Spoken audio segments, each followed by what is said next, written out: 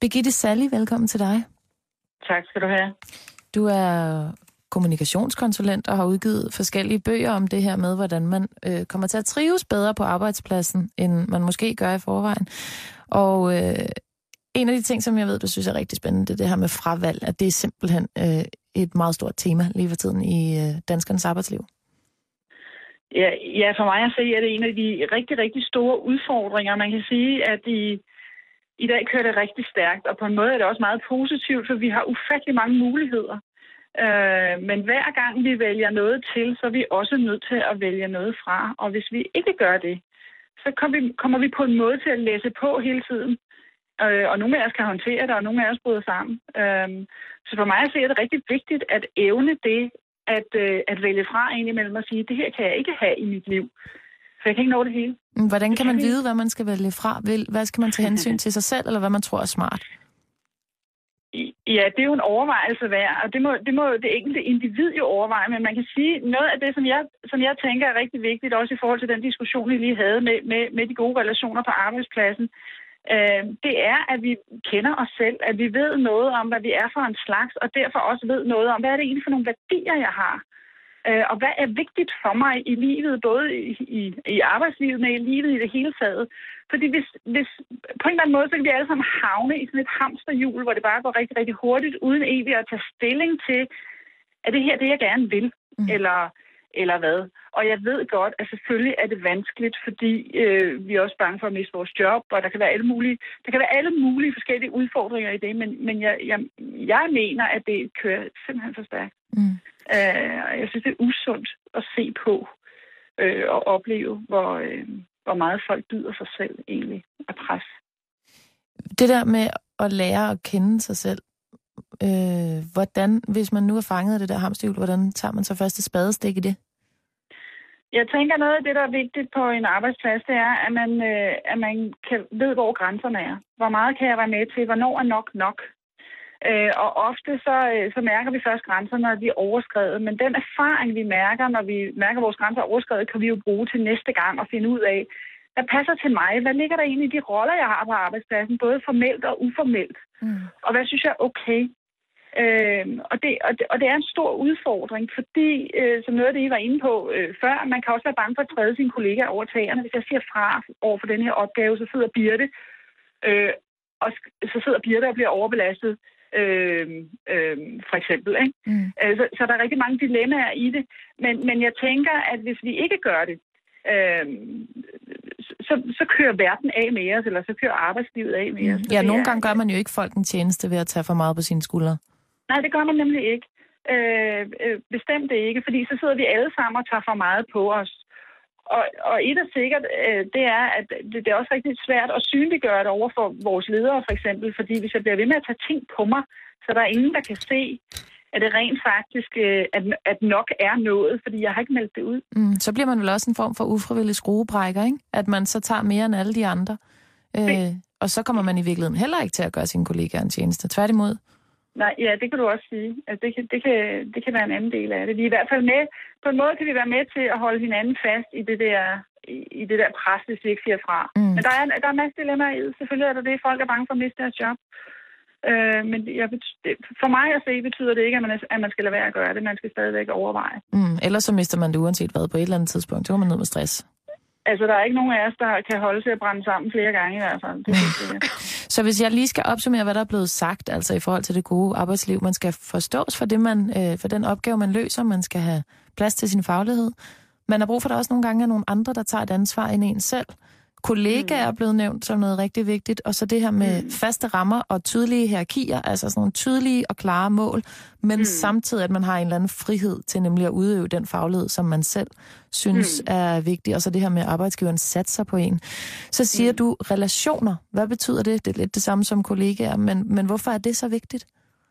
Jamen, det er vigtigt, fordi mennesket helt grundlæggende er et flokdyr, og vi har utroligt stort behov for hinanden. Vi er dybt afhængige af hinanden, og gode relationer er meget grundlæggende for os. Det er grundlæggende for os for at trives, at vi føler os som medlem af de grupper, som vi gerne vil være medlem af, kan man sige. Og der er arbejdspladsen en af dem, og vi bruger faktisk rigtig meget energi på at tilpasse os og være accepteret også på arbejdspladsen. Og hvis vi ikke trives på vores arbejdsplads, eller hvis vi ikke har gode relationer, altså vi kan have nok så spændende job, men hvis relationerne ikke fungerer, og hvis vores forhold til vores ledere ikke fungerer, så bliver det rigtig svært. I hvert fald altså i forhold til arbejdsglæden. Det kan godt være, at jeg har nogle spændende opgaver, men glæden den kan ligge på et meget lille sted, hvis jeg ikke har gode relationer. Men der kommer jeg bare til at tænke på noget, som lytterne har skrevet rigtig tit inde på Facebook. Det her med, at det er vigtigt at tage højde for på arbejdspladsen, når man er introvert eller ekstrovert. Ja, det er rigtigt. Hvad er det nu lige forskellen på de to ting er til at starte med? Ja, men hvis man er ekstrovert, så henter man egentlig sin energi fra kontakt med andre. Det vil sige, at man er sådan en, der har brug for at tale ting igennem. Man tænker i virkeligheden, mens man taler sig klar. Hvis man er introvert, så har man omvendt brug for indimellem at trække sig og reflektere og kunne fordybe sig og tænke over tingene. Det betyder ikke, at hvis man er introvert, altså har man ikke lyst til at snakke, eller hvis man er ekstrovert, så har man ikke lyst til at fordybe sig. Men det gør en forskel på den måde, at hvis man er meget introvert, så er det rigtig svært at trives i et storrumskontor. Omvendt, så vil en ekstrovert have det svært ved at være lukket inde på et lille kontor med lukket dør hele dagen, uden at være i kontakt med kollegaer. Så på den måde er der nogle forskelle. Og her igen er det også rigtig vigtigt at kunne sige fra, fordi man kan sige, hvis jeg må komme med et eksempel. Hvis jeg nu har en kollega, der snakker meget, lad os sige, at jeg sidder og arbejder med et eller andet, jeg er fordybet i, og Birte, hun kommer hen, og hun begynder at snakke. Og hun snakker, og hun snakker, og hun snakker. Og jeg kan godt mærke, at jeg bliver en lille smule irriteret på hende, fordi jeg har travlt. Og det får jeg ikke lige sagt. Jeg sidder måske bare og hamrer lidt ekstra hårdt i tastaturet og regner med, så kan hun da vel nok regne ud, at jeg har travlt. Men det kan hun ikke, for hun er en anden slags. Og så kan der ske det. Enten så kan jeg være sådan en, hvor proppen lige pludselig ryger af, at jeg siger et eller andet meget grimt til Birte, eller det kan også være, at jeg bare bliver sådan lidt indebrændt, at jeg begynder at blive irriteret på Birte, bliver irriteret over måden, hun drikker kaffe på, og alle mulige ting, hun gør. Og alt det her, det handler i virkeligheden om mig selv. Det handler om, jeg fik ikke sagt fra. Jeg fik ikke meldt ud. Jeg fik ikke markeret en grænse. Jeg kunne bare have sagt til hende, Birte, jeg har simpelthen ikke tid til at tale med dig lige nu. Jeg sidder midt i noget arbejde. For eksempel. Og hvordan tager man, det er jo så, hvordan man som kollega kan tage højde for, om man er introvert eller ekstrovert. Hvad som leder, hvis der sidder nogen og hører programmet, som er chefer for andre?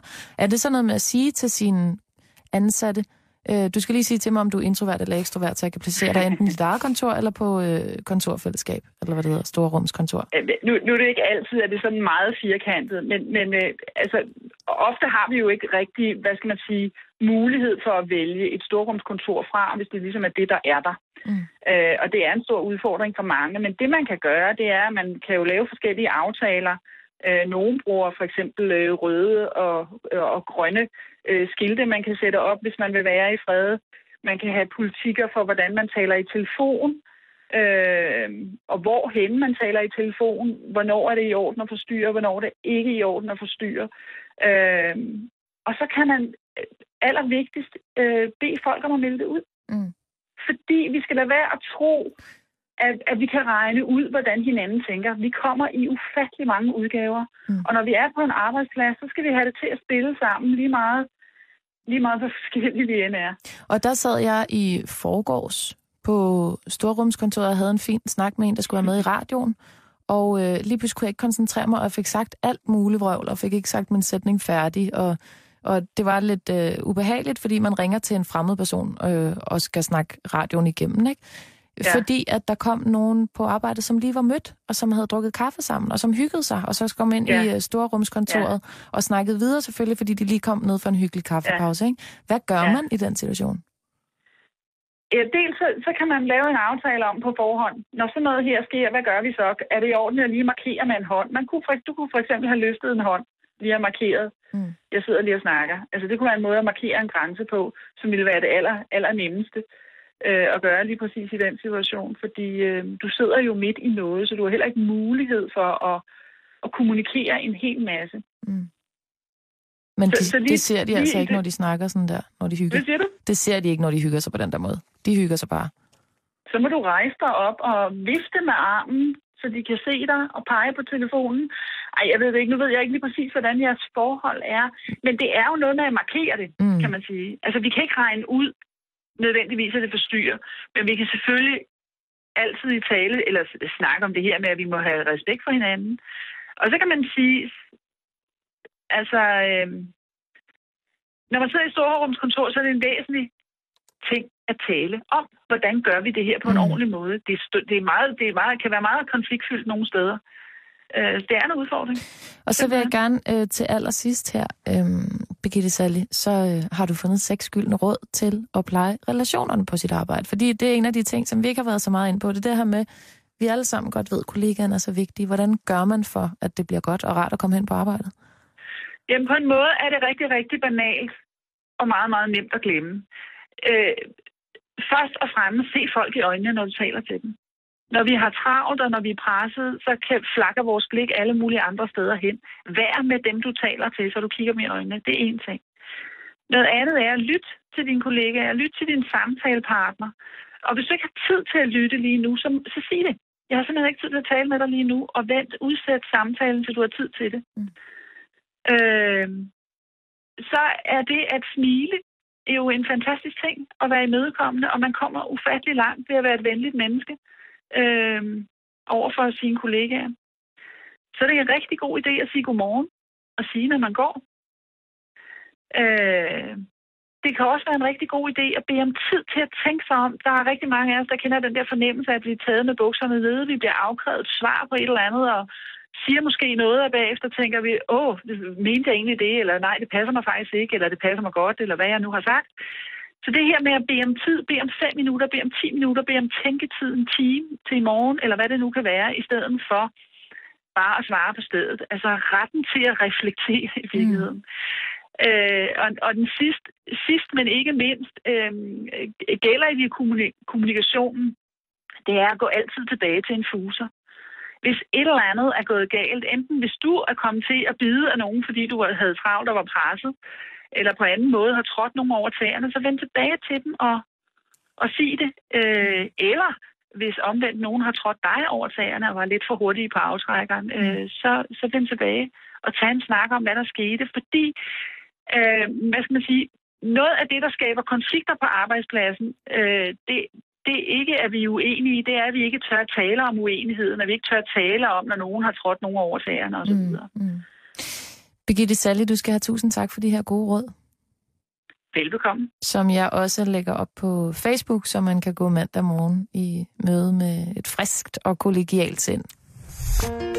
Besøg os på facebook.com/Ibens Program og giv os en kommentar eller et like.